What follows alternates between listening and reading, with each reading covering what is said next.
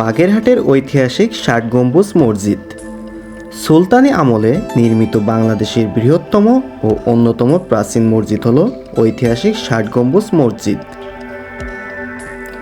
এটি খান জাহান আলী ১৫০০ শতাব্দীতে সম্ভবত ১৪৫৯ সালে নির্মাণ করে থাকেন, যা ১৯৮৩ সালে ইউনেস্কো বিশ্ব ঐতিহ্য স্থান পেয়ে স্বীকৃতি পায়। এই স্থানে যদি যেতে হয় আপনারা সরাসরি খুলনা নামবেন। খুলনা থেকে সরাসরি বাগেরহাটের বাস পাওয়া যায়। বাগেরহাটের চলন্ত পথে আপনারা সড়কের পাশে দেখতে পারবেন ৬০ গম্বুজ মসজিদ। দেশের বিভিন্ন স্থান থেকে আপনারা এখানে আসতে পারবেন।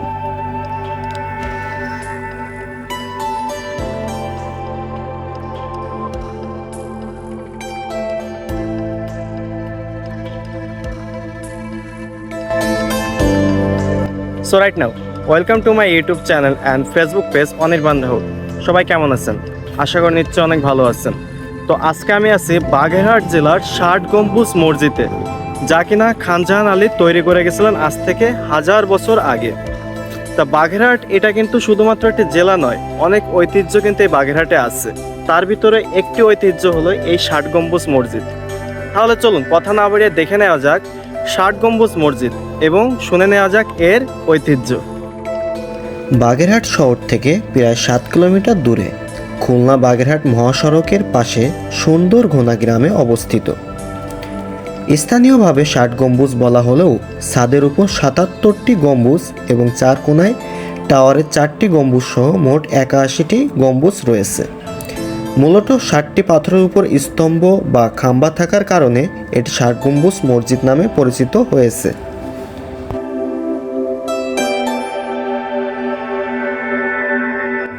এটি তুঘলক স্থাপত্যের আদলে পোড়ামাটির টেরাকোটার কাজ ও লতাপাতার নকশায় মোড়ানো। দেয়ালগুলো ৮.৫ ফুট পুরু এবং এটি মূলত ১৫ শতাব্দীতে নির্মিত। এটি কেবল নামাজ পড়ার জন্য নয়, বরং খান জাহানের দরবার হল ও মাদ্রাসা হিসাবেও ব্যবহার হতো।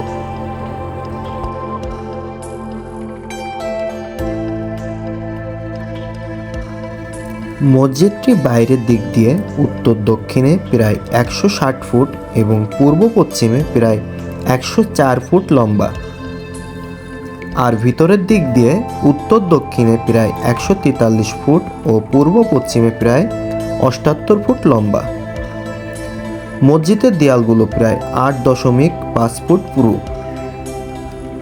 মসজিদটির পূর্ব দিকে দেয়ালে রয়েছে ১১টি বিরাট খিলানযুক্ত দরজা।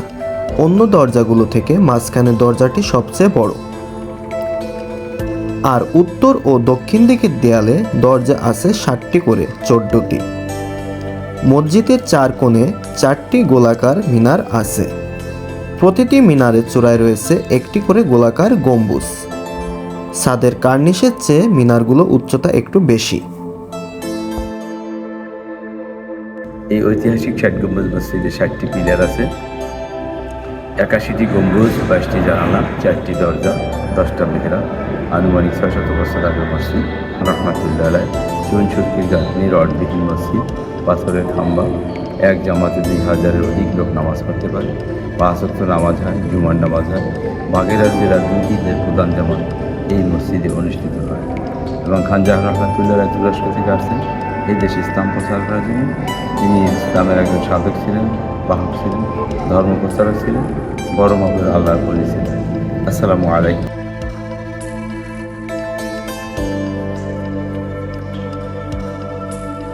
মসজিদের সামনের দিকে 2টি মিনারের একটির নাম রওশন কোঠা এবং অন্যটির নাম আন্ধার কোঠা।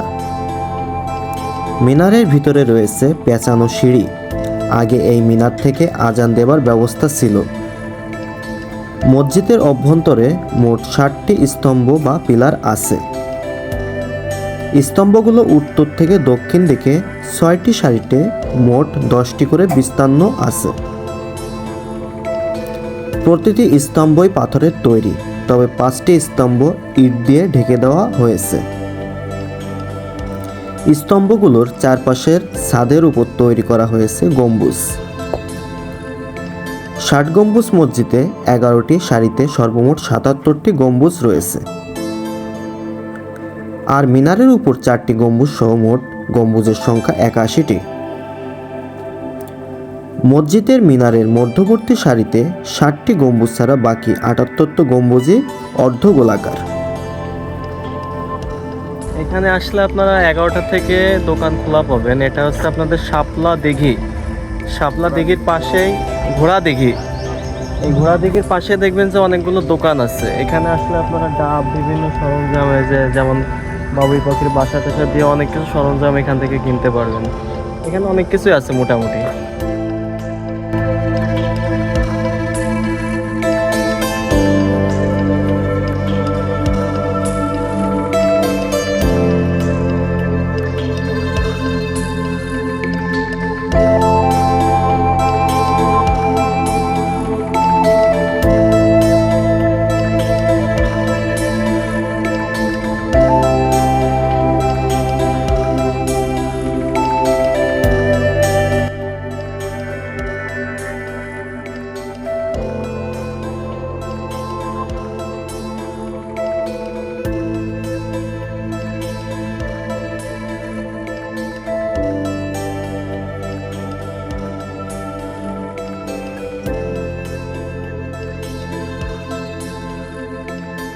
সো রাইট নাও এখন আছি আমরা বাগেরহাট জাদুঘর।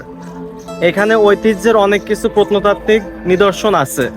তা এখন যাব ভিতরে, দেখা যাক জাদুঘরে কি কি আছে আর না আছে, ভিডিওতে দেখতে পারবেন।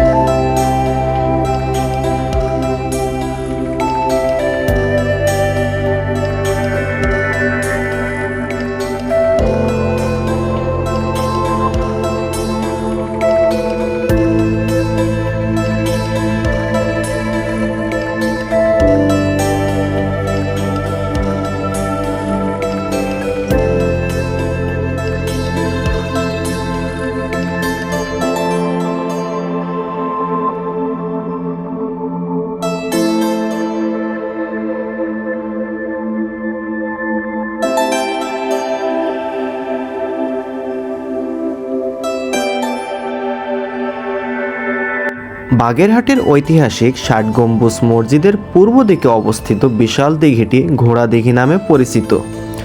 ১৫ শতকে সুফি সাধক খানজাহান আলী সুপেয় জলের সংকট দূর করতে ও স্থাপত্যটির সৌন্দর্যে পূর্ণতা আনতে এই দিঘিটি খনন করেন। এর সুদীর্ঘ ঐতিহাসিক ঐতিহ্য এবং লোকমুখে প্রচলিত কিছু চমকপ্রদ রহস্য রয়েছে। তৎকালীন সময়ে লবণাক্ত এলাকায় সুপেয় পানির আধার হিসাবে এই দিঘিটি খনন করা হয়। এটি স্থায়ীদের দৈনন্দিন পানির চাহিদা মেটাত। দিঘিটির আয়তন প্রায় বিশাল এবং এর চারপাশের ঘাটগুলো বিশেষভাবে বাঁধানো ছিল, যা তৎকালীন স্থাপত্য শৈলীর এক অনন্য নিদর্শন। লোকমুখে প্রচলিত আছে খানজাহান আলী পানির গভীরতা পরিমাণ করার জন্য একটি বাঁশ পুঁতেছিলেন এবং আল্লাহর রহমতে লবণাক্ত পানি দূর হয়ে মিষ্টি পানি উৎপন্ন হয়। গ্রীষ্মকালেও এই দিঘির পানি কখনো শুকায় না এবং এর পানি অত্যন্ত সুপেয় ও পরিষ্কার থাকে।